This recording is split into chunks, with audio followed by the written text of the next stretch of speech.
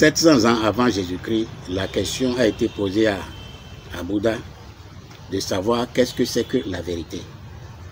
Et après, la même question a été posée à Jésus et Jésus a simplement tourné le dos.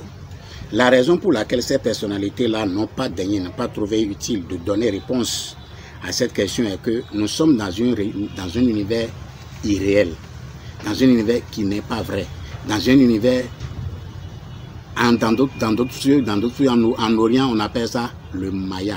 C'est-à-dire nous sommes dans un univers d'illusion. Est-ce que vous voyez? C'est-à-dire vous voyez une chose de façon matérielle là, mais en réalité ce que vous voyez sur ces choses-là, c'est juste une petite portion de cette chose-là. Par exemple, vous voyez cette feuille, une feuille comme celle-là. Ce n'est que sa partie visible que vous voyez. Il y a plein de dimensions qui sont derrière cette feuille que vous ne pouvez pas voir. Par exemple, les possibilités que dans cette feuille, sa potentialité. Ça fait de la qualité. Ça fait ce qui renferme sa qualité.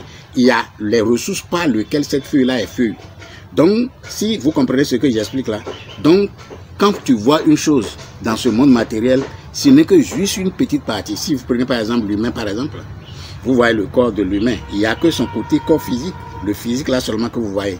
Mais maintenant, son corps mental, vous ne voyez pas. Son corps énergétique, vous ne voyez pas. Son corps de connaissance, son corps d'illumination, vous ne voyez pas ça. Donc en réalité, nous sommes dans un univers irréel qui n'est pas réel. En tout cas, on ne peut pas compter sur cet univers pour dire qu'on est en train de dire une vérité.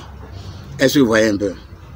Face à l'irréalité de notre univers, quand ces deux grands êtres n'ont pas voulu apporter cette question, compte tenu de ce que vous expliquez que l'univers dans lequel nous sommes n'est pas réel. Mais si l'univers dans lequel nous sommes n'est pas réel, comment on peut trouver réalité ici? Comment on peut dire vérité? Comment? Donc c'est à cause de ça que vous avez remarqué que ce qui fait une vérité aujourd'hui peut devenir mensonge demain.